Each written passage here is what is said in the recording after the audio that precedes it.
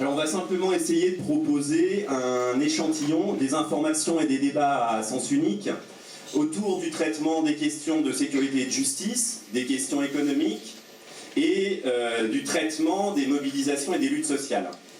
Alors on aurait retrouvé à peu près les mêmes distorsions, les mêmes lacunes, les mêmes partialités, les mêmes partis pris et finalement, malheureusement, la même médiocrité si on s'était penché, donc on l'a vu, sur l'information scolaire, sur les questions scolaires, mais aussi sur l'information politique, qui est polluée par les sondages, obnubilée par les questions de personnes, les intrigues partisanes, ou encore, et c'est peut-être là où c'est le pire, sur les questions internationales. Je vais essayer de tenir le cadre temporel. Donc pour vous parler de cette question de l'information mutilée en matière de justice et en matière de sécurité, puisque c'est l'angle principal et premier du discours médiatique dominant en la matière. Et autour de cette question, je ne sais pas si tout le monde m'entend, c'est bon, c'est la question de un peu que fait la justice. Alors, poser cette question sur le terrain médiatique, c'est d'abord poser la question de qu'est-ce qu'elle ne fait pas dans le champ médiatique et toute l'invisibilité de ce que nous on appelle la justice civile, mais qui est en fait la justice des précaires, la justice quotidienne qui conduirait à interroger la question des inégalités sociales, la question de l'injustice sociale et des luttes qu'elle peut nourrir. Et je vous donnerai un exemple pour ça, avant de passer au tout pénal. C'est la question du droit au logement et de ce qu'on appelle les expulsions locatives, donc quand un juge décide de mettre à la rue une personne, une famille. C'est quelque chose qui est absolument absent du terrain médiatique. Je dirais qu'il y a par exception deux moments dans l'année, le début et la fin de la trêve hivernale, où de manière très réduite d'ailleurs, on entre dans le champ médiatique la question des expulsions, mais bien souvent sous ce focal très clair qui est il faut quand même que les propriétaires se dépêchent parce que la trêve hivernale arrive ou alors elle vient de se terminer, il va falloir expulser. Et en fait, ce qui est intéressant avec cet exemple-là, c'est que le moment où cette question de l'expulsion, donc de l'absence de logement, de la précarité, de tout ce que ça implique comme absence de réalité concrète en France de ce droit fondamental, eh bien, il arrive dans le champ médiatique quand il rencontre la question de la sécurité. Qu'est-ce qu'on n'a pas entendu dire sur ces décisions d'expulsion qui étaient liées non pas à un non-paiement des loyers, mais au trouble à l'ordre public que pouvait causer un membre de la famille qui était suspecté ou condamné pour trafic de drogue. Et alors là, parce qu'on est dans ce champ sémantique de la sécurité, parce qu'on voit bien cette logique d'atteinte à la tranquillité publique, ce que la gauche comme la droite définit comme ces troubles, cette vie quotidienne rendue insupportable par le trafic. À ce moment-là, la question de l'expulsion rentre dans le champ médiatique et elle rentre par cette narration assez classique de l'insécurité, assez omniprésente et qui va définir tout ce que peut être la justice. Donc cette justice qui se confond avec la sécurité. Donc dans cette information à sens unique, c'est bien la question de la lutte contre l'insécurité qui prédomine. Le propos, c'est pas de dire il n'y a pas de délinquance, elle n'existe pas, ni il n'y a pas de sentiment chez des personnes d'insécurité, mais qu'il y a cette construction médiatique de l'insécurité, du problème de la sécurité, qui est un problème d'ailleurs assez payant sur le plan médiatique, parce qu'il est toujours renouvelé et on peut toujours dire que c'est nouveau, que c'est pire. Il a été bien décrit par Laurent Bonelli, notamment, qui était dans la vidéo précédente, dans son livre « La France a peur ». Moi, je vais évoquer ça très rapidement. D'autres l'ont fait bien mieux que moi, mais pour rappeler que dans cette construction médiatique de l'insécurité, il y a un lien très clair avec des cycles politiques. Il y avait une analyse sur ce que a pu être l'invocation de l'insécurité au moment des élections présidentielles de 2002, et notamment l'invocation d'un certain nombre d'actes délinquants, dont certains ont été construits médiatiquement. On pense à un homme âgé qui aurait été agressé, etc. Bon, je pense que vous voyez cette référence qui a été beaucoup évoquée. Le rôle d'entrepreneurs de la sécurité dans le domaine de cette construction médiatique, et je pense à Hofer et à la bande à Bauer, ce que Mathieu Ricoust appelle les marchands de peur, et puis l'intervention des syndicats policiers qui ont des relais médiatiques extrêmement importants et qui savent les utiliser pour créer une sorte de faux débat sur la sécurité construit sous un angle qui est toujours celui de l'aggravation et de la situation catastrophique sur cette question. C'est le fait divers, on en parle dans la vidéo qui nous précède, qui est nourri par la télé en temps réel et par l'information en temps réel, mais qui ne s'y réduit pas, comme c'est dit dans la vidéo, et puis aussi par ces formes journalistiques de scénarisation du journalisme embarqué. On voit énormément de reportages sur des journalistes qui sont dans des voitures de policiers avec tout ce que ça implique comme beaucoup de lumière, beaucoup de plans extrêmement rapides qui permettent de construire cette idée et ce sentiment très fort de l'insécurité. Tout ça, ça construit l'image d'une insécurité qui est à la fois territorialisée, qu'est-ce qu'on n'a pas entendu dans les médias sur ces zones de non-droit, et puis une insécurité qui est même racialisée ou avec un lien avec la question de la nationalité. Je donnerai deux exemples, mais ce qui est clair, c'est que dans cette construction médiatique, la focalisation, elle est sur les illégalismes populaires. Et avant de venir, je relisais un texte assez fondateur de Michel Foucault. Il le dit tellement mieux que moi que je vais vous le lire, ce sera plus simple. Et il parle de la prison, et ce qu'il dit sur la prison est totalement applicable au traitement médiatique de l'insécurité, et c'en est troublant. Alors, et donc il commence en disant que la prison, en échouant apparemment, ne manque pas son but. Je pense que les médias ne manquent pas leur but. Elle l'atteint au contraire dans la mesure où elle suscite, au milieu des autres, une forme particulière d'illégalisme qu'elle permet de mettre à part, de placer en pleine lumière et d'organiser comme un milieu relativement clos mais pénétrable. Elle contribue à mettre en place un illégalisme voyant, marqué, irréductible à un certain niveau et secrètement utile, rétif et docile à la fois. Elle dessine, isole et souligne une forme d'illégalisme qui semble résumer symboliquement toutes les autres, mais qui permet de laisser dans l'ombre celles qu'on veut ou qu'on doit tolérer. Et sur cette question de donc laisser dans l'ombre les illégalismes qu'on veut tolérer, c'est exactement ce qui est produit dans le discours médiatique dominant sur la question de la sécurité.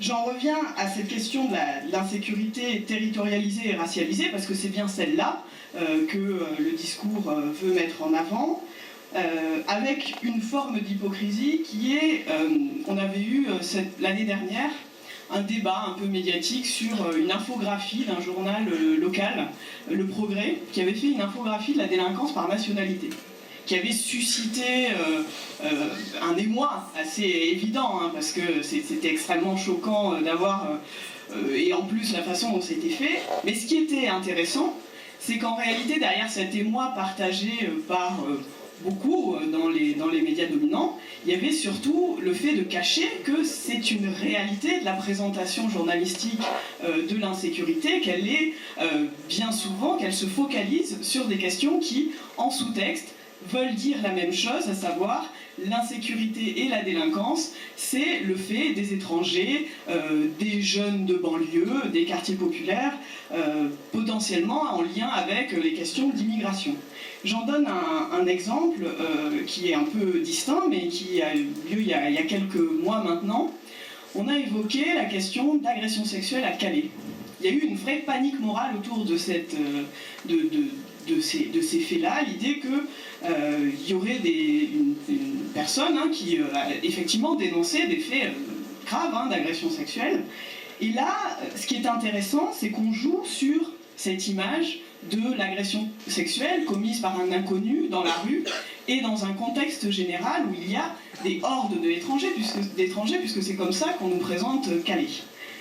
Ce qui est étonnant dans ce traitement médiatique, c'est que statistiquement, les violences sexuelles, les agressions, les viols se font dans le milieu intrafamilial, qu'elles se font quasi, enfin majoritairement, mais je dirais quasi en totalité par quelqu'un, qu'elles sont commises par quelqu'un qu'on connaît.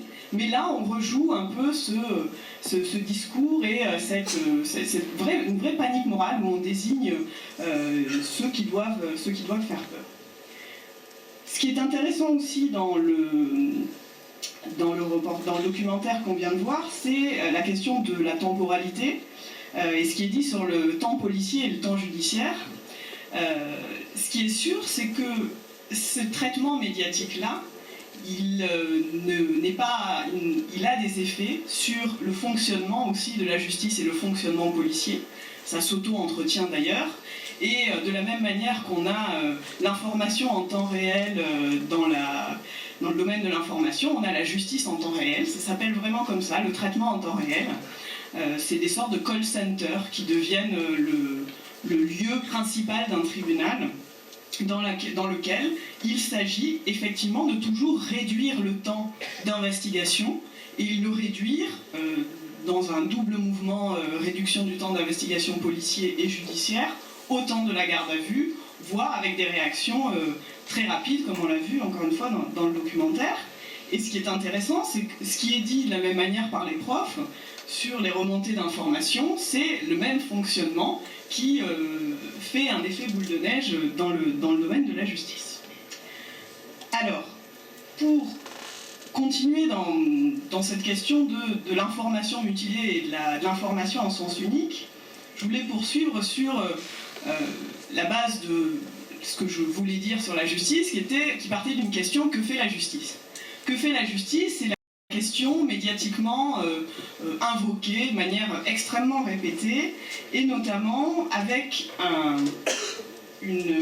dans le discours la création d'une nouvelle matrice du discours qui est la question du laxisme. Depuis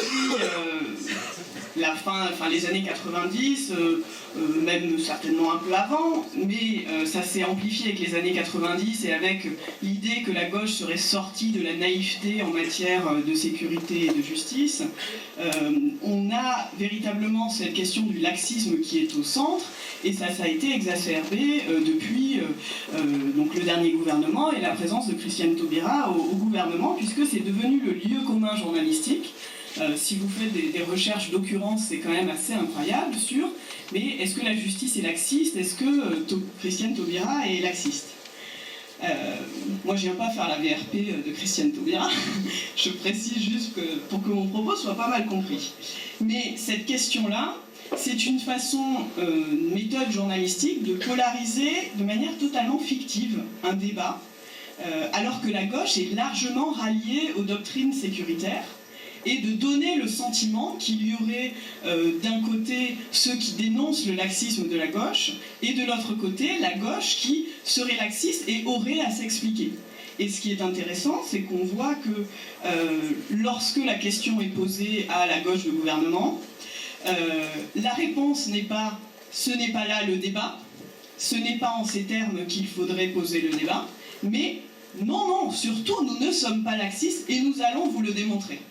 Et là, on est vraiment dans ce débat à sens unique qui est enfermé dans la logique sécuritaire, puisque certains vont dénoncer un laxisme et d'autres vont surtout assurer que non, non, ils ne sont pas laxistes, qu'ils sont extrêmement sévères. On a entendu les débats sur la loi de l'année dernière sur la réforme pénale des parlementaires socialistes qui disaient mais en fait, nous, ce qu'on veut, c'est instaurer une vraie culture de la surveillance et du contrôle. Pour répondre aux accusations de laxisme. Et Christiane Taubira, donc, encore une fois, je ne suis pas la VRP, loin de là, qui disait sur France Inter à une matinale, mais en fait, c'est la droite elle-même qui est laxiste. Nous prenons à notre charge cette accusation et nous allons être plus dans la sévérité. Et ce débat, c'est impossible d'en sortir dans ce cadre, puisque c'est toujours ce cadre-là qui est posé, avec des figures traditionnelles, le récidiviste, la question de la dangerosité, qui est totalement intégrée dans le discours sur la question. Et faire le lien avec ce qui s'est ce qui s'est passé, ce qui est arrivé en début d'année, mais aussi par rapport à tout le discours médiatique de l'année dernière sur la question du terrorisme. Parce que lorsqu'on parle de terrorisme, on est dans la question de l'hypersécurité, on est véritablement dans la question la plus fondamentale, en tout cas sur comment assurer la sécurité. On voit que cette question du terrorisme, elle a clairement imprégné le discours médiatique dans le quotidien, c'est dans l'histoire, hein, je dirais, ça n'a rien de nouveau, mais c'est très intéressant de voir ça par rapport aux 2 dernières lois antiterroristes et au cycle politique auquel ça a correspondu. Oui. Notamment, je vais prendre encore une fois des exemples récents sur la question de l'année dernière. Et l'année dernière, avec cette omniprésence médiatique de la figure du djihadiste partant à l'étranger, et la question de Internet comme menace, parce que Internet serait le lieu de la propagande et constituerait donc un danger. Il y a eu un traitement médiatique qui était extrêmement lourd de ces questions, et alors même que tout ça se passait dans un contexte d'adoption d'une loi antiterroriste qui faisait l'objet d'un unanimisme politique qui est classique en la matière, ça a été le cas de toutes les lois antiterroristes, mais qui, encore une fois, est presque ignoré sur le plan médiatique, et j'en veux pour preuve un sondage qui était en ligne dans l'un des journaux récemment et qui demandait aux Français: est-ce que vous souhaiteriez que les différents partis politiques travaillent ensemble pour apporter une réponse commune face à la menace terroriste? Comme si cette question avait un sens, comme si c'était véritablement une question, alors même que le constat de tous ceux qui s'intéressent au terrorisme, c'est bien de dire que justement le problème en la matière, c'est l'absence de réflexion et l'absence de débat critique. Je me rapproche, pardon.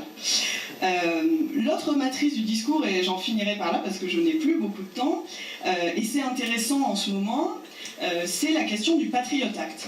On entend dans tous les médias aujourd'hui: faut-il un Patriot Act à la française?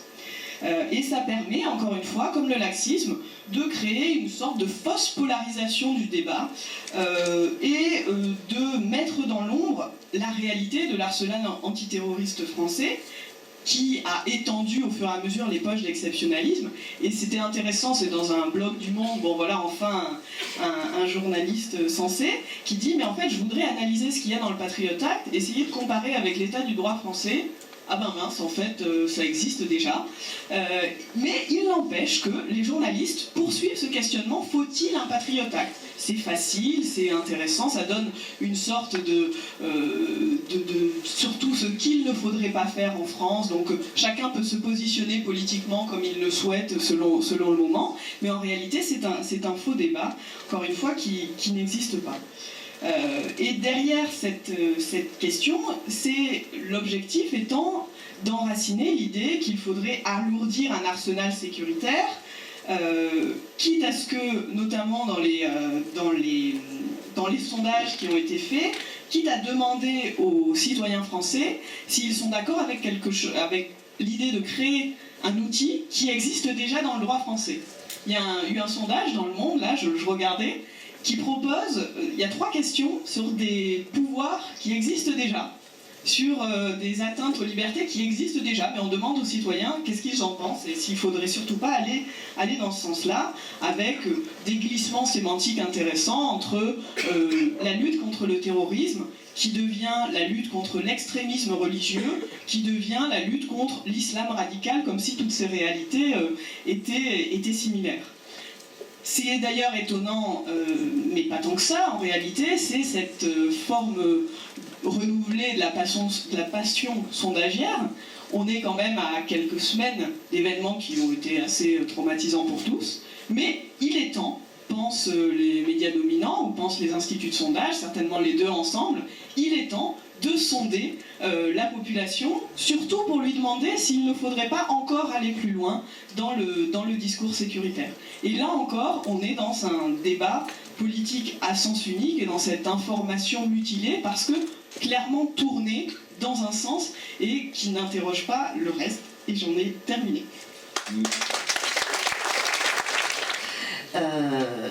Donc je vais intervenir plus particulièrement donc, au nom de la Fédération Sudrail. Merci. Au nom de la Fédération Sudrail pour traiter du sujet de les médias et les luttes, en prenant comme illustration un exemple récent qui est celui de la grève des cheminots de juin dernier. Alors en tant que syndicaliste, bien évidemment, on se pose souvent la question du rapport aux médias. Est-ce qu'on doit ou non parler aux médias? Alors, on se la pose depuis longtemps, on n'a pas découvert aujourd'hui, il y avait la presse, la télévision, et puis maintenant d'autres modes de communication diversifiés comme Internet et des médias qui n'existent que par Internet. Et puis on se pose aussi la question parce que chez nous, les syndicalistes, qui sont aussi des hommes et des femmes, eh ben on a l'impression qu'on existe et que notre action n'existe que si on en parle à la télévision.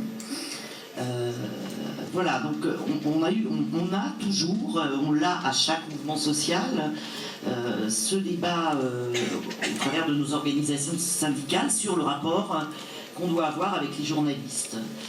Il n'y a pas de réponse unique en fait. On a quand même distingué deux types de médias et de journalistes. On considère qu'il est plus facile aujourd'hui de s'adresser aux médias locaux et régionaux, et notamment sur des luttes locales, parce qu'ils sont plus abordables, plus à l'écoute et peut-être moins dépendants du pouvoir. On y reviendra au niveau national et on l'a constaté encore dernièrement. Aujourd'hui en région, la SNCF veut vider des trains les contrôleurs et les contrôleuses et les rapports qu'on a eus avec les journalistes locaux sur ce sujet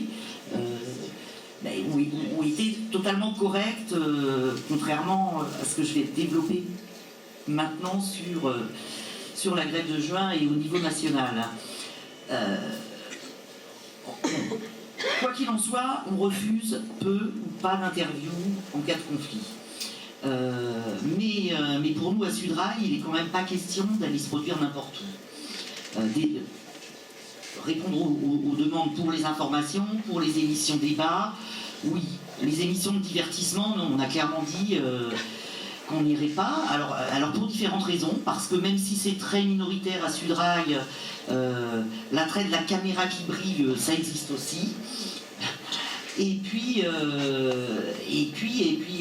sur ces émissions, il ne s'agit pas de jugement de valeur sur le type d'émission, mais de rappeler quand même que nous, on fait du syndicalisme et pas du spectacle, quoi. Alors, j'en viens à la grève de juin. Donc, comme je l'ai dit précédemment, on a fait le choix, pour expliquer notre mouvement, de répondre aux sollicitations des journalistes. On a fait ce choix, mais pas seulement celui-là. On a aussi, plutôt que d'attendre de répondre aux sollicitations, pendant toute la durée de cette grève, envoyé régulièrement à la presse des communiqués de presse pour essayer d'expliquer pourquoi on était en grève, parce que, comme on va le voir, c'était pas ce qui ressortait dans les journaux. En fait voilà, le sentiment qu'on a eu à Sudrail et qu'ont eu globalement les cheminotes et les cheminots, c'est que les médias relayaient la position du gouvernement et de la direction SNCF et absolument pas des organisations syndicales qui appelaient à la grève. Donc le contexte de cette grève de juin, c'était le projet de loi sur la réforme du ferroviaire. C'est vieux cette histoire, hein. Ça remonte déjà à 97, quand on a séparé la SNCF en deux. À l'époque, à Sudrail, on m'avait dit que c'était une ineptie. En fin 2012, le ministre des Transports du gouvernement de l'époque annonce qu'il va réunifier la SNCF. Bon, je ne vais pas vous expliquer la réforme, c'est pas le cas.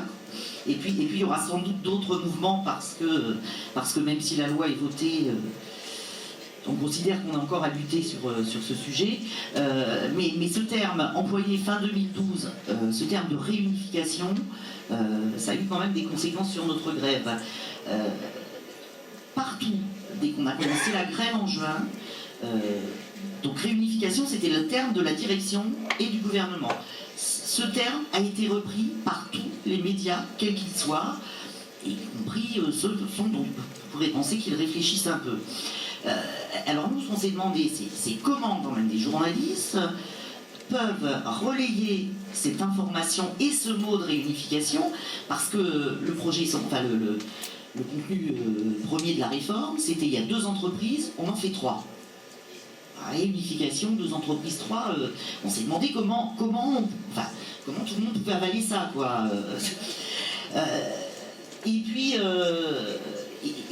alors, il y a le traitement de l'information pendant le mouvement, mais il y a aussi le non-traitement de l'information. Parce que, comme je l'ai dit, l'annonce de cette loi sur la réforme ferroviaire, c'était fin 2012. La grève contre le projet de loi, c'était juin 2014. Mais on a fait des trucs entre-temps. On a eu des actions, des rassemblements, des journées de grève de 24 heures, etc. Bon, je ne vais pas vous les énumérer, mais le 22 mai dernier, une grande manifestation nationale des cheminots. Les cheminots ont encore 140 000 salariés, c'est pas rien, quoi. Aucun mot dans aucun média. Alors, pour nous, il y a 2 explications. Il y avait sans doute des trucs plus intéressants où on avait expliqué aux médias qu'il ne fallait pas en parler, mais voilà, on n'a pas la clé, et puis c'est pas une fois par hasard, ce non-traitement de l'information, on l'a vécu jeudi dernier, le 29 janvier, une nouvelle manifestation nationale des cheminots contre la mise en place de la loi sur la réforme. Et ben, pas encore, quasi rien dans les médias, quoi. Alors bon, c'est vrai que c'est tombé le jour où RERA complètement bloqué, plus de RERA, des milliers de voyageurs dans la rue, mais là encore, c'est pareil, on a parlé toute la journée, il n'y a pas de RER, les gens ne peuvent pas aller au boulot, etc. Mais jamais on a insisté sur ce qui a déclenché cette grève des agents de la RATP. C'est parce que un salarié s'était fait tabasser sur le lieu de travail. Et ça, c'est jamais développé dans l'information qu'on nous donne. Est-ce qu'on considère aujourd'hui qu'il est normal qu'un salarié aille au boulot pour se faire tabasser? Donc autant de questions qui nous turlupinent un peu à Sudrail dans les rapports qu'on peut avoir aux médias. Pareil, pendant la grève de juin, sur les revendications qui étaient liées à la grève. Pour une fois, non, c'est pas pour une fois, c'est très souvent d'ailleurs, il ne s'agissait pas de revendiquer sur l'emploi, il ne s'agissait pas de revendiquer sur les salaires, il ne s'agissait pas de revendiquer des prix pour tel ou tel métier. La revendication essentielle n'était absolument pas corporatiste et concernait tout le monde, c'était quel service public de transport on veut demain. Et ça n'a jamais été expliqué. Le débat n'a jamais été porté à aucun moment et à aucun niveau, quoi. Voilà. Je n'ai rencontré aucun journaliste qui a dit oui, effectivement, l'avenir du service public de la SNCF, c'est peut-être important. Donc voilà, alors ça c'est sur les grands sujets. Après, bien évidemment, on a eu comme à l'habitude et comme à chaque mouvement social l'utilisation de termes totalement inappropriés. J'ai dit inappropriés parce que j'ai décidé aujourd'hui de ne pas dire de gros mots, mais voilà, on s'est fait traiter comme d'habitude de preneurs d'otages, de nantis. Bien évidemment, tout ceci accompagné d'images et d'interviews de voyageurs excédés. Oui, évidemment. Évidemment, quand on veut prendre un train, il n'y en a pas. On est excédé, mais ça prouve peut-être aussi, personne ne se dit mais merde, c'est peut-être que c'est important qu'il y ait des trains, et c'est peut-être important le service public. Voilà, l'information n'est jamais traitée à fond, mais c'était dit tout à l'heure dans le reportage, aujourd'hui ce qui marche c'est les formats chocs. Et oui, on ne va pas passer des heures à expliquer, et sinon ça ne marchera pas. Rapidement, pendant ce mouvement de grève, on n'a plus parlé de la grève des cheminots. On en a parlé, mais sous l'angle de ces vilains cheminots, ils vont empêcher les petits-enfants d'aller passer leur bac. Sauf que les petits-enfants qui prennent le train pour aller passer le bac, c'était très minoritaire, quoi. Donc voilà, c'est ces messages qui, à chaque mouvement social, passent. Et pas seulement pour les cheminots, on ne va pas faire les caliméros non plus. On a eu l'exemple lors de la grève des pilotes d'Air France dernièrement. Ils se sont fait traiter de nantis, on ne comprenait pas leur grève. Ils avaient tort de se plaindre parce que quand même avec ce qu'ils gagnaient. Sauf que là aussi, La revendication essentielle des pilotes d'Air France, c'était pas les salaires, l'emploi, les conditions de travail, c'était nous. On veut pas de création de filiales low cost parce qu'on sait que le low cost, ça engendre le dumping social pour les salariés. Et ça, ça n'a jamais été relayé. Voilà. Donc, comme je le disais au début, par rapport à ce traitement de la grève de juin, les cheminotes et les cheminots, mais aussi les militants syndicaux, que ce soit, puisque la grève était appelée par Sudrail et la CGT, que ce soit à la CGT ou à Sudrail, on s'est senti trahi par les médias et la conclusion, c'est qu'ils ne relayaient que le message du gouvernement et de la direction de l'entreprise. Pour autant, on continue de répondre aux sollicitations, on essaie de faire passer un message, ce qui n'est pas facile quand même, ça a été plus ou moins abordé parce que nous syndicalistes, on est syndicalistes et on n'est pas des professionnels ni de la télé, ni de la radio, ni tout ça, et qu'effectivement il y a quelquefois un jeu de dupes, quoi. Les journalistes ont une question en tête et ils n'auront de cesse de la répéter pour vous faire craquer et il ne faut pas craquer et dire le mauvais mot au mauvais moment qui pourrait être bien coupé et retourner contre le mouvement social. Après, le dernier point, moi je vais faire très court, le dernier point que je voulais aborder, c'est que, mais ça rejoint, il faut des images chocs, des formats chocs, les médias ont sans doute des partenaires privilégiés.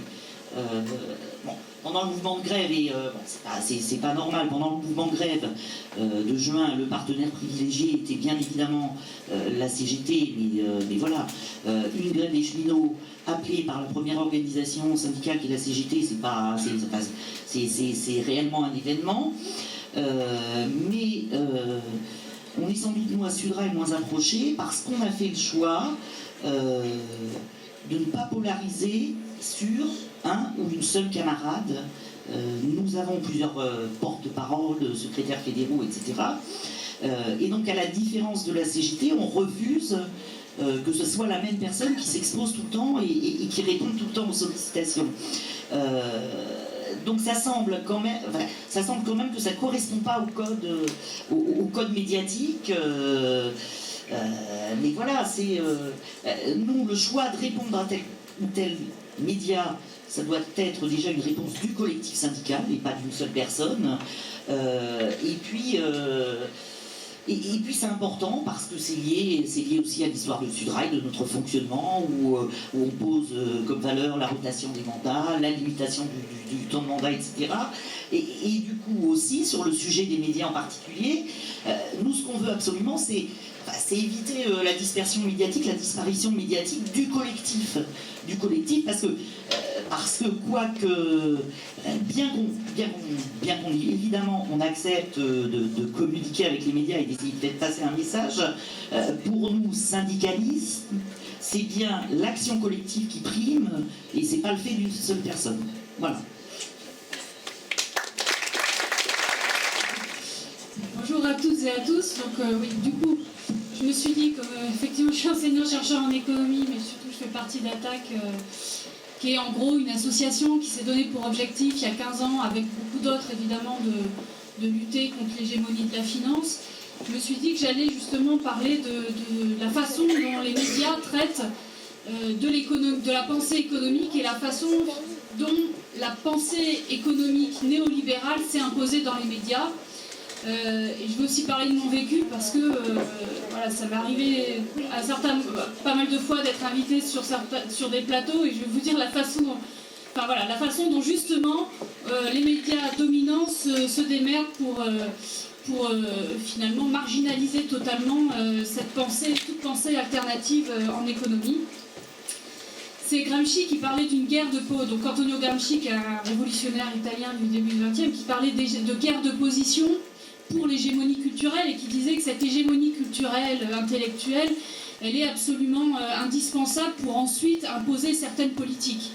Et aujourd'hui, il y a évidemment un canal principal qui est celui des médias dominants, donc c'est bien pour ça qu'on est là aujourd'hui et qu'on en cause. Et pour Dieu, parler en particulier de la puissance des experts en économie pour imposer cette pensée dominante Et donc je vais vous parler de ça, de la façon dont ces experts soi-disant de l'économie, mais ces experts de la pensée dominante en économie s'imposent dans les médias. Voilà, d'abord quelques mots mais vraiment quelques mots, et je vais le faire de façon assez caricaturale, mais c'est important tout de même pour introduire sur cette pensée dominante en économie. C'est vraiment cette pensée, mais qui remonte à il y a très longtemps, je veux dire à Adam Smith au XVIIIe siècle, qui parlait de la main invisible du marché, c'est-à-dire cette idée que le marché, et lui seul, peut permettre le bien-être général maximal, qui peut permettre, par sa propre régulation, d'apporter à tous le bien-être maximal. Et derrière, avec cette idée-là, évidemment, il y a l'idée qu'il faut que l'État intervienne le moins possible. Il faut le moins possible de puissance publique, parce que plus on laisse faire le marché et lui seul, et plus on va vers le bien-être général maximal. Bon. Alors, soit dit en passant, et d'ailleurs, on dit toujours que c'est Adam Smith qui est le fondateur de cette pensée libérale. Il faut savoir qu'il avait une pensée beaucoup plus complexe, mais que justement, dans les discours médiatiques, on tente toujours à simplifier ensuite ces pensées-là pour leur faire dire ce qu'on veut. Hein. Et d'ailleurs, si vous relisez, par exemple, le bouquin de cet économiste sur la richesse des nations, je peux vous dire que c'est une pensée beaucoup plus complexe et qui ne dit pas du tout qu'il faut tout libéraliser. Mais bon, on en retire ce qu'on veut dans les médias en 5 minutes et on peut lui faire dire ça si on le souhaite. Donc en tout cas, de cette pensée néolibérale, il en ressort qu'il faut privatiser un maximum, qu'il faut déréguler le marché du travail, qu'il faut le moins de règles possible sur l'environnement, etc., etc. Bon, évidemment, c'est une pensée qui est extrêmement, je dirais, simplifiée. Elle s'appuie sur des modèles mathématiques avec des hypothèses très restrictives par rapport à la réalité. C'est-à-dire, par exemple, on va faire l'hypothèse que le capital ne passe pas les frontières, ce qui est absolument hallucinant aujourd'hui. On va faire l'hypothèse que tout le monde agit en fonction de sa propre utilité de façon totalement égoïste. C'est ce qu'on appelle l'homo economicus. On va faire l'hypothèse, par exemple, qu'il n'y a pas de multinationale, qu'il n'y a pas de rapport de force dans le marché, tout le monde a le même rapport, tout le monde a le même pouvoir sur les marchés, que vous soyez une toute petite PME ou Veolia, par exemple. Donc, c'est ce type d'hypothèses qui sont à la base de certains modèles mathématiques qui arrivent ensuite à la conclusion qu'il faut tout libéraliser. Alors le problème n'est pas de faire ces modèles mathématiques avec des hypothèses totalement restrictives, le problème c'est qu'une fois sur les plateaux, dans les journaux, etc., les économistes vont vous sortir les résultats de ces modèles sans jamais vous parler des hypothèses à la base. Alors qu'ils vous sortent le résultat du modèle, mais on ne sait pas du tout, pour arriver à ces résultats-là, ils ont fait des hypothèses totalement hallucinantes sur la réalité. Et c'est bien le problème aujourd'hui du traitement médiatique, c'est que non seulement, ça je vais revenir dessus, ils donnent la parole quasi uniquement à ces économistes néolibéraux, mais en plus, les économistes néolibéraux qui s'expriment en 5 minutes sur le plateau, évidemment va simplifier totalement et ne va pas parler de tout ce qui s'ensuit derrière ces résultats. Bon. Donc cette pensée néolibérale, cette pensée dominante, très rapidement aussi, peut-être pour la replacer dans ces dernières dizaines d'années, hein, ça vient de... Il y a des écoles de pensée qui se sont construites petit à petit pour l'imposer telle qu'elle. Bon, je pense à Milton Friedman, l'école de Chicago aux États-Unis. Je vous renvoie au très bon bouquin de Naomi Klein sur la stratégie du choc. Bon. Donc des dizaines d'années pour imposer cette pensée économique néolibérale. Friedman, qui était quasiment un marginal dans les années 50, qui petit à petit forme avec d'autres des écoles néolibérales. Il s'allie à des banques, des multinationales réellement. Ces banques, ces multinationales, c'est très riche, c'est très puissant, trouvent dans ces économistes néolibéraux des relais d'information et des relais auprès des gouvernements pour imposer une pensée économique qui va dans leur intérêt, à ces banques et ces multinationales. Dès les années 70, ils arrivent à s'imposer auprès de certains gouvernements. Ils commencent par des dictatures, Pinochet au Chili, la junte militaire en Argentine. Ils ont leur heure de gloire quand Thatcher et Reagan arrivent au pouvoir au Royaume-Uni et aux États-Unis. Là, ça y est, c'est le début 79-80 vraiment de l'arrivée au pouvoir de la pensée néolibérale dans les gouvernements. Et puis, donc je vais parler de ça maintenant, ils vont coloniser aussi tous les espaces d'information et de formation. Je vais vous parler du traitement médiatique, je vous parlerai un tout petit peu à la fin également comment ils ont colonisé tout l'univers des écoles et des universités où on enseigne l'économie et on fait de la recherche en économie. Donc sur le traitement médiatique, donc moi, là je vais vous parler aussi d'un vécu, mais je pense que vous tous, vous l'avez observé, c'est-à-dire que dans ces médias dominants, le temps d'antenne qui est alloué à la pensée alternative en économie, il est quasi peanuts. alors qu'on est des centaines d'économistes, pour l'instant, on a encore la chance d'être relativement nombreux, on est des centaines à s'inscrire dans une pensée alternative. On a une association qui s'appelle l'Association française d'économie politique, il y a les économistes atterrés, donc on est organisé, on est des centaines dans le monde académique, et pourtant quasiment aucun de ceux-là ne passe dans les médias de façon régulière. C'est extrêmement rare qui passe dans les médias dominants. Et puis si vraiment occasionnellement on est invité sur ces plateaux dans les médias dominants, de toute façon on se retrouve toujours seul face à 2, 3 ou 4 sur la pensée inverse. Alors eux, ils sont toujours d'accord entre eux par contre, alors c'est génial parce que du coup vous avez un temps, évidemment vous avez le même temps que les autres quand même, en général ils n'osent pas vous donner moins que les autres, mais sauf que vous êtes seul face à 3, donc votre pensée elle est réduite à un quart sur le temps total. Et puis en général aussi, alors je vous dis, c'est un temps très court, bon, c'est pas que France Info, c'est même il y a 28 minutes d'RT sur lesquelles je suis allée il n'y a pas longtemps, voilà, c'est des temps très courts d'intervention, donc en plus ça aide ceux qui ont une pensée totalement simplifiée, mais la pensée complexe de la pensée alternative, eh bien, où on ne dit pas seulement que le marché va tout résoudre, forcément c'est plus compliqué aussi à développer. Alors les animateurs en général très souvent sont extrêmement... Alors vous voyez, quand vous arrivez en général, ça m'arrive il n'y a pas longtemps avec Olivier Pastré, je ne sais pas si vous voyez qui c'est un économiste dominant. Il claque la bise à l'animateur du débat, salut, le week-end, comment ça s'est passé et tout, donc vous sentez tout de suite que vous n'êtes pas dans le même univers. Mais bon, c'est normal, ils font les plateaux tous les jours, ils connaissent tous les journalistes, ils ont leur numéro de téléphone, ils s'appellent tout le temps, voilà, c'est ça aussi, ce monde-là. Donc nous, quand on arrive sur le plateau, évidemment, on est déjà plus tout à fait à égalité. Bon voilà, pour dire déjà la difficulté dans ces médias dominants, et puis je dirais, ce qui est surtout important, c'est qu'on oublie de dire dans les médias dominants que tous ces soi-disant experts en économie ont des intérêts bien placés, et la plupart de ces économistes, alors lisez l'excellent bouquin de Laurent Mauduit, je ne sais pas certains l'ont lu, sur les imposteurs de l'économie, la plupart gagnent de toute façon 3, 4, 5 fois, voire 10 fois leur salaire d'enseignant, chercheur ou de chercheur, en étant dans des conseils d'administration de banques ou de multinationales. Tous quasiment. Dire les Lorenzi, Alain Minc, Pavresse, vous les prenez tous, Attali, Cohen, Artus, etc. Bon, ils doublent, ils triplent, ils font tous... Allez, pardon. Faut me le dire, mais si c'est insupportable. C'est... Ah non, il faut le coller. D'accord. Donc ils ont tous... C'est comme je parle fort, donc ils ont tous, je ne sais combien de fois leur salaire, quasiment tous, je ne sais combien de fois leur salaire grâce à des conseils d'administration. Ça veut dire qu'évidemment, quand ils vont sur un plateau télé ou radio, ils ne vont pas bouffer la main qui les nourrit. Donc évidemment, ils vont aussi développer des idées, je les comprends, si on gagne 100 000 € grâce au conseil d'administration de je sais pas quelle banque, on n'a pas tout à fait intérêt à dire que la crise financière c'est de la faute des banques. Évidemment. Donc voilà, ils ont des intérêts bien placés, et ça n'est jamais dit, jamais, sur les plateaux télé, etc. Il y a Jean Cadré aussi, qui est un économiste, qui a fait un excellent article là-dessus, qui est du Sérail, qui donc est bien placé, du Sérail, qui est chercheur en économie, qui est bien placé pour raconter tout ça. Moi, je veux dire, j'ai aussi des collègues qui gagnent comme ça plusieurs fois leur salaire. Bon. Donc c'est une réalité, et ça n'est jamais dit, c'est ça le problème dans les médias. Alors, en fait, vous avez deux catégories. Vous avez ceux qui l'assument et qui le disent, genre Patrick Artus de Natixis. Alors là, c'est hallucinant parce que le journal, ça veut dire que le média invite, par exemple sur la crise financière, invite Patrick Artus qui fait partie de Natixis, c'est clairement dit dans l'info, sauf qu'ils oublient de dire que Natixis a contribué à la crise financière très clairement par une série de... en tout cas, Natixis était clairement mouillé dans la crise financière...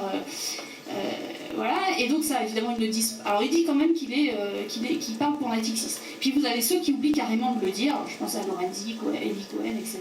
Là on ne sait pas du tout qu'en fait ce sont des gens qui gagnent, alors souvent ce sont des vrais chercheurs ou enseignants-chercheurs en économie dans des universités, sauf qu'ils font, font également des activités dans les banques, les multinationales, etc. Donc c'est vrai que vous avez quand même deux catégories d'intervenants, ceux qui le disent clairement, mais alors à ce moment-là, c'est quand même choquant qu'ils soient invités, et ceux pour qui ça n'est pas dit, de toute façon. Voilà. Donc deux catégories de personnes. Il y a aussi deux catégories, je dirais, d'économistes dans les médias. Vous avez ceux qui sont sans complexe, alors je pense à Nicolas Bavrez, voilà. Bon, moi ça m'est arrivé, parce que moi, je sais pas comment je me suis retrouvée avec le bouquin, son dernier bouquin. Mais bon, c'est toujours intéressant de lire 2-3 pages quand même. Et donc il vous dit que la France est un pays d'assistés, et alors il vous dit des choses très fausses, quoi. Mais je veux dire, c'est hallucinant de pouvoir écrire ça, mais son bouquin il se vend quand même à des dizaines de milliers d'exemplaires. Il va vous dire que par exemple, il n'y a pas d'inégalité de revenus en France parce que les transferts sociaux permettent d'effacer les inégalités de revenus, enfin c'est quand même hallucinant, faire sortir un truc comme ça, mais quand même il se dit toujours économiste. Et puis vous avez ceux qui sont plus complexés, mais à la limite je ne sais pas si c'est pas les plus dangereux. Je pense par exemple plus complexés, c'est-à-dire qu'ils vont vous avancer des arguments comme quoi libéraliser quand même c'est bien, y compris pour l'environnement, pour le social, c'est vrai, il y a des inégalités sociales, mais justement il faut aller plus loin dans la libéralisation. Alors je pense à par exemple des gens qui sont des conseillers du prince de Hollande, Sète, à Gion, qui vont vous dire qu'il faut diminuer le SMIC par exemple. Alors je pense qu'ils n'ont pas rencontré un SMICard depuis des années, mais ils vont vous dire qu'il faut diminuer le SMIC quand même. Et donc, alors ce qui est très inquiétant, c'est que c'est des vrais conseillers du prince, c'est des gens qui sont clairement à l'origine de la loi Macron qui vient de sortir sur le travail du dimanche, notamment.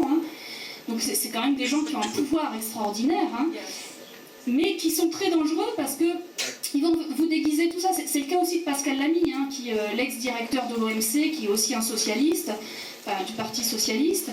Et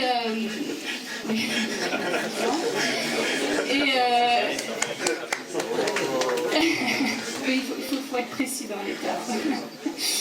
Et Pascal Lamy qui va par exemple vous dire dans des tribunes que continuer à libéraliser le commerce international c'est très bien pour l'environnement, pour le développement des pays pauvres, il vous dit ça très clairement.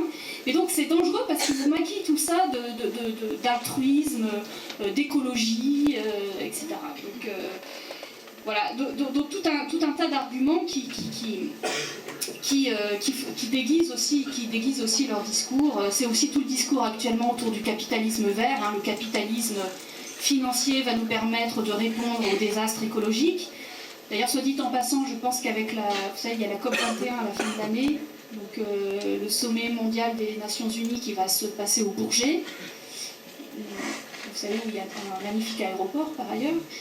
Et donc comme la France Hollande accueille ce sommet mondial qui doit répondre aux désastres écologiques par un gros sommet mondial, évidemment vous allez avoir tout un traitement médiatique particulier. Je pense qu'il va aller dans un certain sens et je pense qu'on aura à fond ce discours du capitalisme vert qui va nous montrer que la finance est capable et les multinationales sont capables de répondre à cette urgence écologique. Je pense que ce serait intéressant de focaliser l'attention sur ce traitement médiatique et qu'on aura des certaines... Enfin, ce sera assez éloquent de ce point de vue-là. Donc les complexés et les non complexés également. Donc je voulais prendre maintenant un exemple concret sur ce traitement médiatique. En plus, il me reste 5 minutes. Sur les plans d'austérité. Parce que, du coup, je me suis dit, Syriza vient de gagner. Si on prenait la question des plans d'austérité, pour vous montrer comment, très rapidement, on peut traiter de façon totalement fausse, ou en tout cas traiter de manière très orientée, une question capitale qui est celle des plans d'austérité, donc qui sont depuis le début quasiment tout le temps présentés comme une fatalité, avec des idées fausses tout le temps mises en évidence dans les médias depuis la crise financière et 2009 et 2010, les premiers plans d'austérité qui ont été appliqués. Vous savez, les plans d'austérité avec des conditions drastiques sur la Grèce, sur l'Irlande par exemple, ou le Portugal, où on va obliger à des privatisations, etc., à se serrer la ceinture et à dégraisser l'État pour aller mieux ensuite. Et donc, en échange de nouveaux prêts. Donc certaines informations qui passent comme quoi, par exemple, les dépenses publiques n'auraient fait qu'exploser, et c'est pour ça qu'on est dans la... C'est pour ça qu'on a... Ça va mieux là. C'est pour ça qu'on a la dette publique.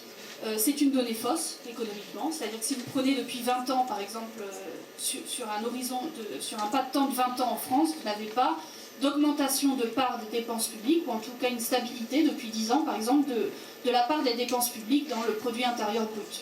Donc on vous raconte il y a clairement des données qui sont fausses, qui sont répétées tous les jours à la télévision, à la radio, etc. Bon. Et puis par contre, des informations capitales qui ne sont jamais dévoilées, ou très peu, par exemple que depuis la mise en place des plans d'austérité, la dette n'a fait qu'augmenter en Grèce et ailleurs, que la croissance n'a fait que diminuer, donc ça veut dire que les objectifs même des plans d'austérité, quels qu'ils soient, en tout cas, ne sont pas remplis, bien au contraire.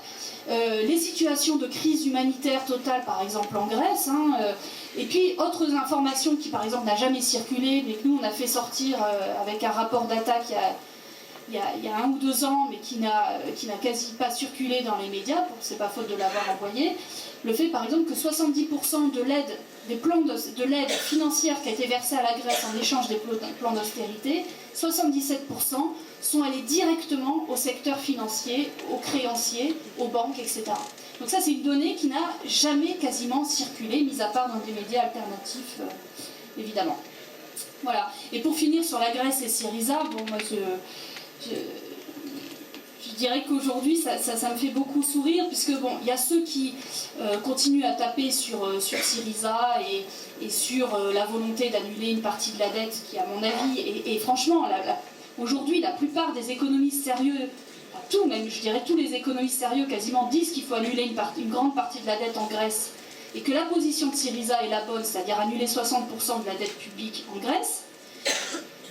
Bon, mais il y a un certain nombre de chroniqueurs de médias qui continuent à dire que non, surtout pas, c'est des fainéants, il faut qu'ils continuent à payer.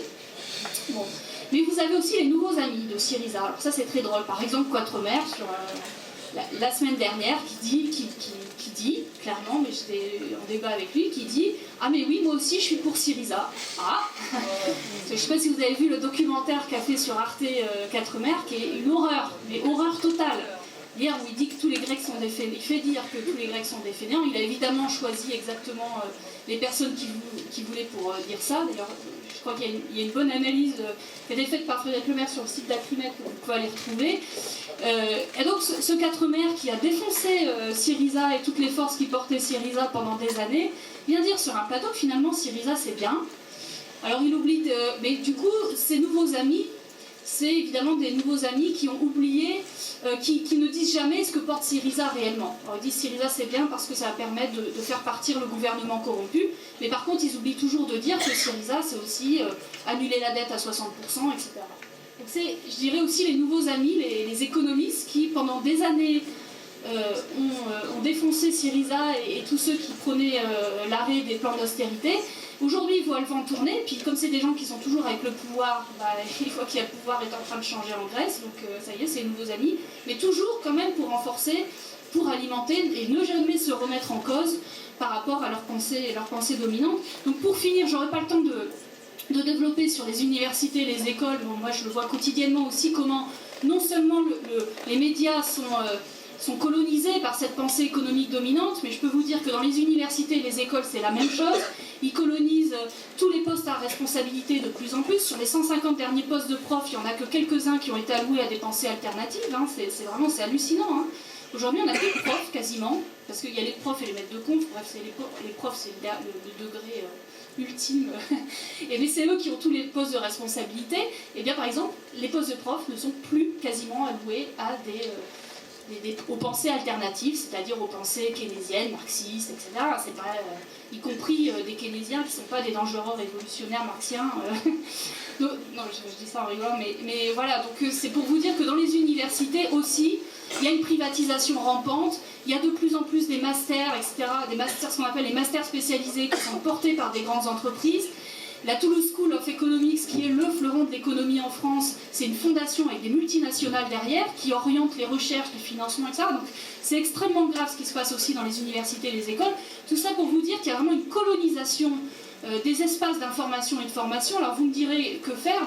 Évidemment soutenir et développer les médias alternatifs et la critique des médias dominants, et là c'est notamment le travail d'Acrimed, mais aussi je pense qu'on a une grosse responsabilité en tant qu'association, syndicats, mouvements sociaux, réseaux citoyens et même forces politiques réellement de gauche, de bien vraiment faire de l'éducation populaire et peut-être de s'en ressaisir, quoi, et pas seulement avec des cercles de convaincus, mais aussi sur les marchés, dans les quartiers sensibles, etc. Parce qu'il y a un vrai défaut aujourd'hui de formation et d'information. et que effectivement on a colonisé totalement avec une pensée dominante quasiment tous les canaux qui étaient possibles, y compris l'école. Voilà, merci. Donc en fait, moi je voulais effectivement vous dire un petit peu en quoi une autre information est possible, vu ce qu'on a entendu ici, à la fois en termes de création de médias alternatifs ou indépendants, et puis aussi parce que je pense que c'est quelque chose d'important aussi, que ces médias alternatifs ne peuvent pas constituer la seule alternative, puisqu'il continuera à y avoir des médias dominants, de voir comment aussi on peut transformer les médias mainstream actuels.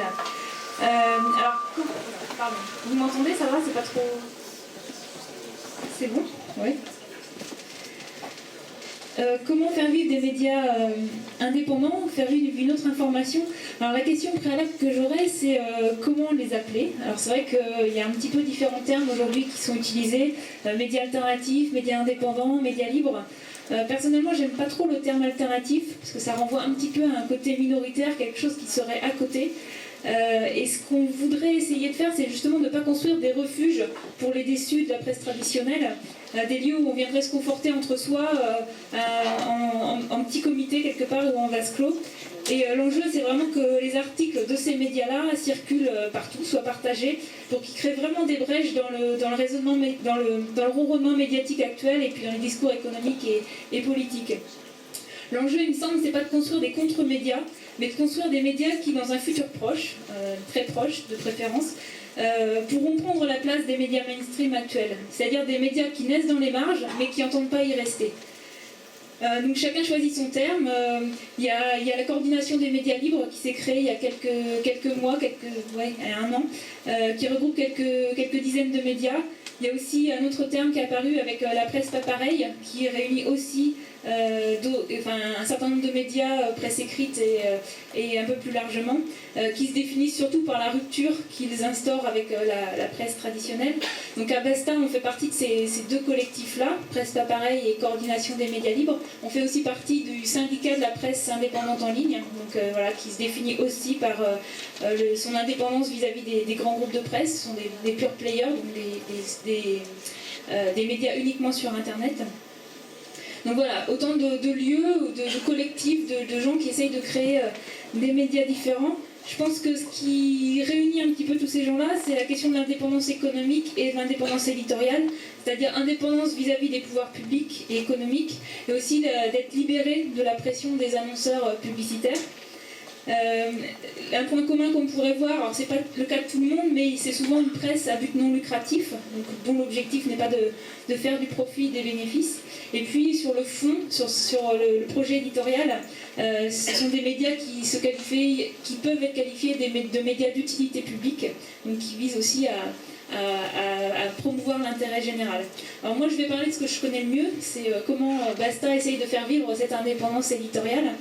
Je vais vous présenter en quelques mots Basta pour ceux qui ne connaissent pas. Donc, c'est un média qui a été lancé en 2008 sur Internet, un média qui traite de questions économiques, écologiques et sociales, qui est piloté aujourd'hui par une équipe de 6 journalistes professionnels, donc salariés de l'association qui édite Basta, qui s'appelle Alter Media.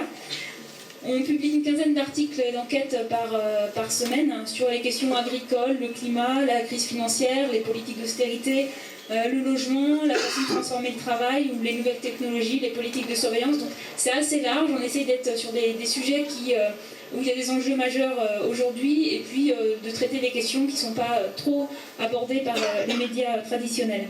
Et en 2013, on a aussi lancé un observatoire des multinationales qui fait un travail de veille et d'enquête sur les impacts sociaux et environnementaux des multinationales françaises.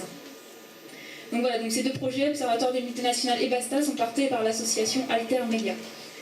Alors à Basta, on essaye de conjuguer investigation, mise en lumière de nouveaux sujets peu traités par les médias traditionnels, un travail de synthèse et d'éducation populaire, la mise en avant aussi de nouvelles analyses, et puis des reportages sur des initiatives peu connues, des mobilisations et des projets innovants, le tout autour de 3 axes: décrypter, résister, inventer. Donc décrypter, c'est donner l'écho aux analyses qui n'ont pas forcément leur place ou qui n'ont pas forcément une place suffisante dans les médias traditionnels. C'est aussi essayer de lutter contre les simplifications, les raccourcis, les confusions et aussi contre ces inversions de causalité dont par exemple le Front National est un grand spécialiste lorsqu'il stigmatise obstinément un bouc émissaire, l'émigré, le fonctionnaire, pour mieux détourner les regards. Donc on essaie de déconstruire un petit peu toutes ces analyses actuelles. Et puis résister, donc c'est aussi aller à la rencontre de ceux qui résistent, qui n'ont pas forcément toujours accès aux médias dominants, essayer de comprendre ce qui les anime, ceux qui font sécession, ceux qui décident de prendre le large ou d'entrer en dissidence, que ce soit dans des luttes sociales ou sur les nouveaux fronts comme les zones à défendre de Notre-Dame-des-Landes ou du Testet. Et puis inventer, c'est aussi se dire que justement pour que l'info soit un peu positive et qu'on ne voit pas forcément que les choses négatives, d'aller à la rencontre aussi de toutes les alternatives concrètes qui se mènent, comprendre un peu les manières de faire et les manières de vivre émergentes, leur donner de l'écho, et puis voir un peu tous ces gens qui essayent de changer de manière de consommer, de produire, de travailler ou de se nourrir. On ne se contente pas de relayer ces alternatives parce qu'on n'est pas juste un tuyau, on est un média, donc on essaie aussi de voir comment on peut les questionner, comment on peut pointer leurs limites, comprendre les échecs et permettre que ça, d'avancer au niveau de ces alternatives. Alors il me semble qu'il y a plusieurs conditions pour faire vivre une indépendance éditoriale qu'on essaye, nous en tout cas, d'appliquer à Basta. D'abord, c'est le choix des sujets qu'on traite en toute liberté et aussi la liberté dans la manière dont on va traiter ces sujets. Donc il n'y a pas de contraintes extérieures qui fixent des règles dans notre travail de journaliste, ni financeur, ni annonceur, ni audimat. On se sent totalement libre finalement de choisir ce qu'on va traiter. Il y a le fait de privilégier l'investigation également, c'est-à-dire de ne pas être dans le relais d'infos prémâchées. Notre rôle, il est bien de produire de l'info. Donc c'est la production, c'est quelque chose qui est essentiel, de ne pas recycler de la dépêche d'agences de presse. On essaie aussi d'avoir une information qui n'est pas dictée par l'actualité qui est souvent créée par d'autres médias ou par des agences de com ou par, pas forcément de manière très intelligente. Donc on essaie de ne pas se focaliser sur l'écume des vagues, on va dire, mais sur les lames de fond, les grands courants, les tempêtes à venir, et ne pas se focaliser non plus sur les commentaires de petites phrases reprises en boucle que tout le monde aura oublié la semaine suivante. C'est quelque part, c'est un éloge aussi de la lenteur, un peu comme il y a de la slow food, de se dire il y a de la slow info, c'est-à-dire on n'est pas obligé de réagir sur tout ce qui se passe, on peut aussi être un peu décalé par rapport à cette actualité qui est construite par d'autres. Et puis les gens sont abreuvés d'infos aujourd'hui, ils ont aussi besoin de médias qui les aident à faire du tri, pour donner du sens et de la cohérence aussi à cette information-là qu'on reçoit. Donc on reçoit de manière un peu passive. Et du coup, c'est ce qu'on essaye aussi de faire des articles de synthèse qui ne sont pas périmés dans la minute, mais qui du coup donnent une vision un peu globale d'une situation pour aider justement à faire du tri dans ce flux. Et puis, on a aussi une volonté de ne pas être des spécialistes, en tout cas, on n'est pas des experts qui parlent à des experts, c'est-à-dire une volonté de rester polyvalent. On n'a pas de journalistes ultra spécialisés qui s'enferment dans leur spécialisation.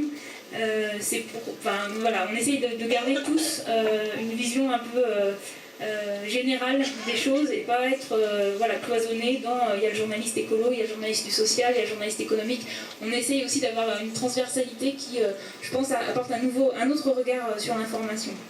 Ça ne veut pas dire qu'on n'aime pas les sujets complexes, pas spécialisés, ça ne veut pas dire que pour autant on ne creuse pas des sujets très très compliqués, que ce soit les accords de libre-échange ou des choses comme les certificats d'obtention végétale, les ratios de solvabilité des banques ou la biologie synthétique. On s'intéresse vraiment à des sujets justement qui ne sont pas forcément repris par les médias dominants, mais du coup on essaye de prendre le temps, puisqu'on a cette chance-là justement de pouvoir prendre le temps qu'il faut pour faire une enquête, pour faire un reportage, pour, même si on n'est pas expert du sujet, aller creuser et apporter un regard qui soit vraiment un regard qui va au fond du problème. Alors là j'ai parlé surtout d'indépendance éditoriale. Il me semble qu'il y a un autre aspect qui est important dans la question des médias indépendants, c'est la question de la gouvernance. C'est une question qui peut paraître évidente quand on travaille dans le secteur associatif ou les coopératives, mais quand on voit les autres médias, on se dit que c'est pas du tout une évidence.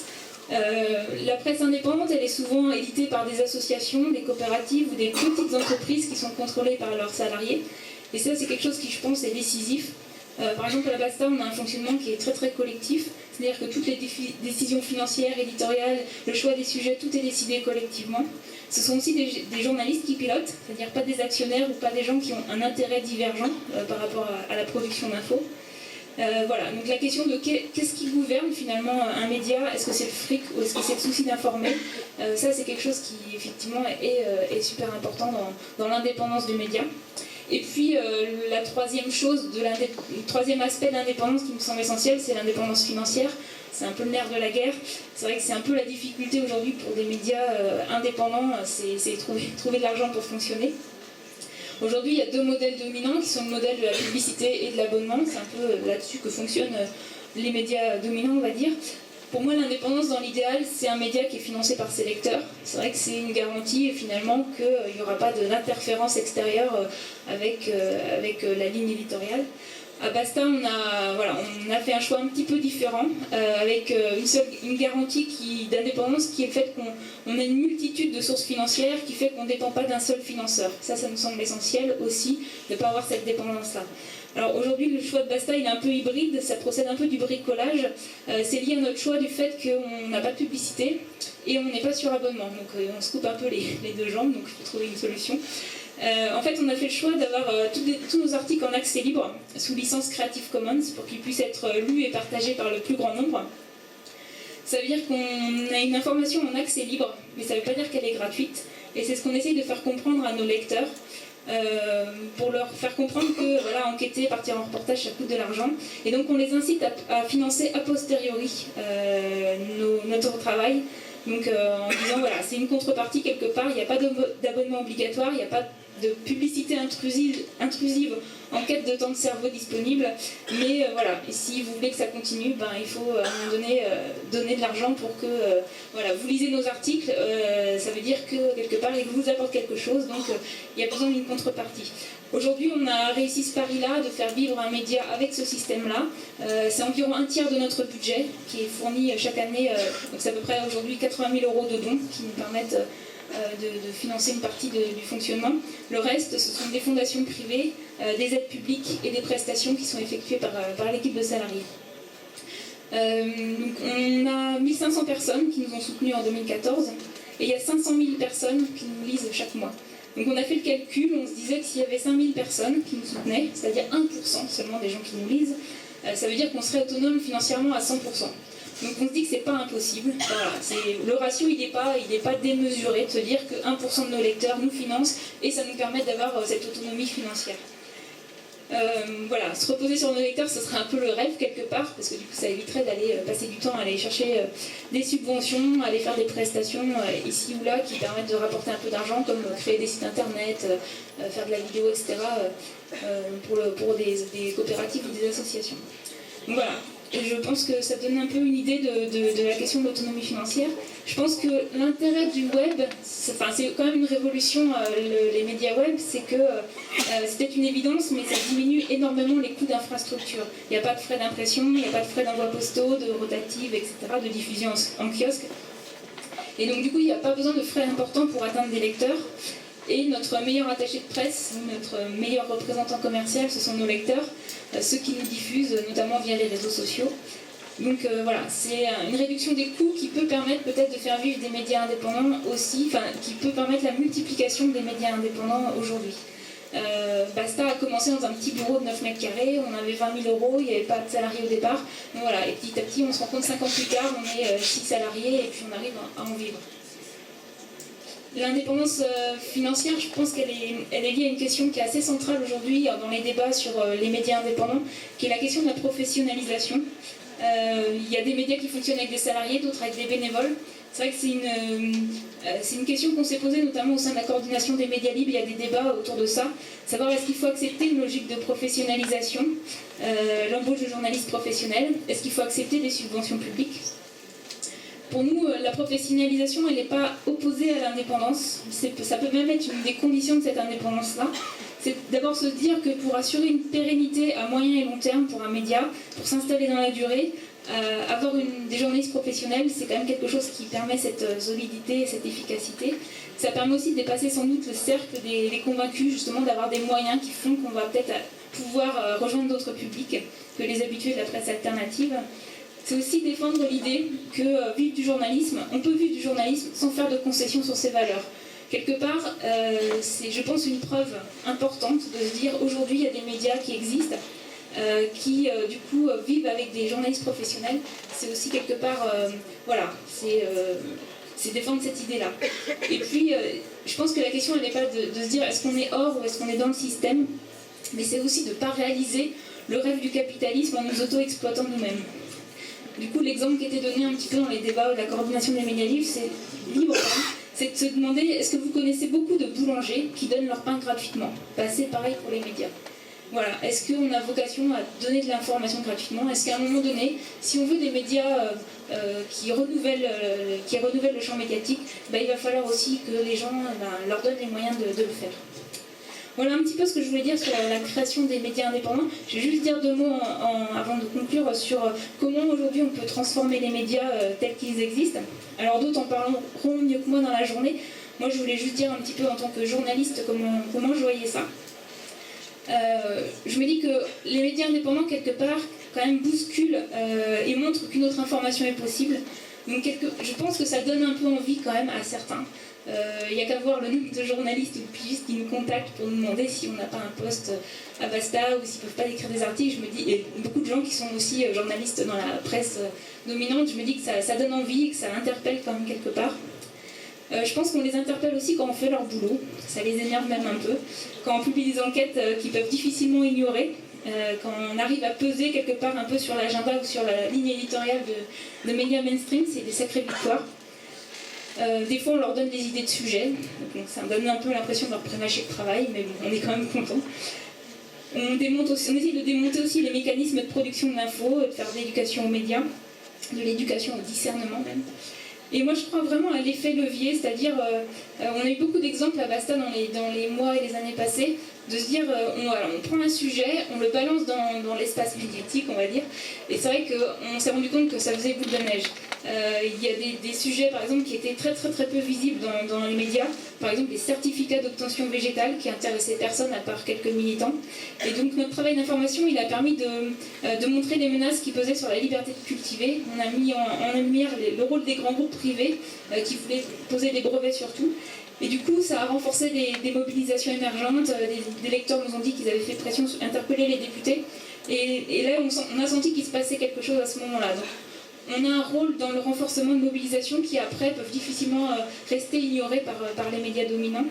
Où il y a des choses qui sont reprises, alors on se rend compte que des fois ça part de Basta et puis ça arrive jusqu'au New York Times, on ne sait pas pourquoi, comment. Là par exemple, cette semaine, on avait publié, notre observatoire des multinationales a publié un rapport sur la remunicipalisation de la gestion d'eau et qui a été cité cette semaine dans le Guardian.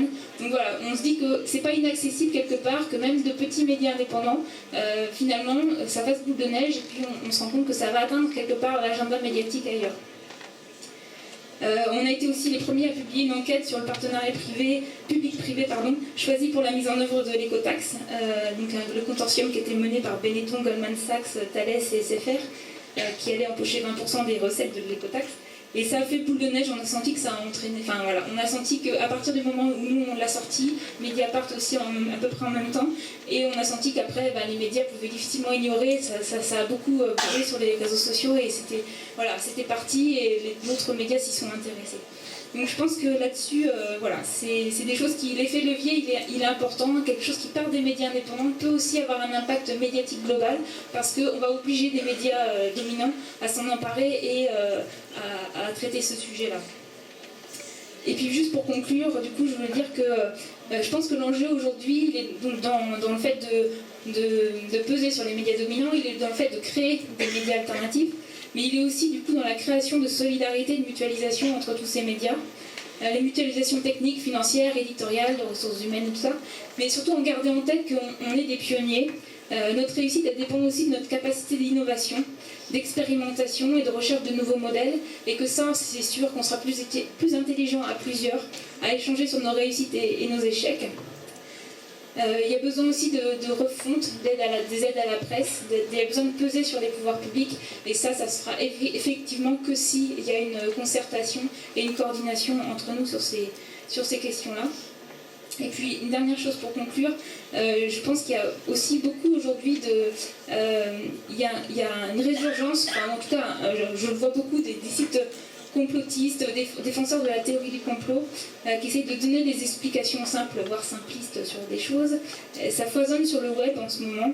Il y a aussi le développement d'un certain confusionnisme de sites d'extrême droite ou des gens un peu perdus politiquement, qui diffusent une information critique, enrobée sous une critique sociale, mais qui peut sembler un peu progressiste de prime abord, mais qui se révèle plutôt un moyen d'attirer des mécontents du système vers des idées d'extrême droite. Et je pense qu'il y a vraiment un enjeu aujourd'hui à ce que ce soit clairement identifié dans l'espace médiatique, que les gens ne soient pas paumés et qu'à un moment donné, ils voient qu'un média indépendant, qu'ils arrivent à ne pas confondre un média indépendant ou un média critique avec un média qui serait un média d'extrême droite un peu déguisé. Et ça, je pense qu'il y a aussi un enjeu aujourd'hui à ce que justement le fait que les médias indépendants travaillent ensemble, ça crée une inter-reconnaissance, une sorte de label. Voilà, on se reconnaît entre nous comme étant des médias indépendants de la sphère alternative, progressiste, libre, quel que soit le nom qu'on leur donne, mais du coup qui permet aussi à un moment donné à affirmer notre différence par rapport à ce foisonnement-là qui est très très dangereux aujourd'hui sur le web. Voilà, merci.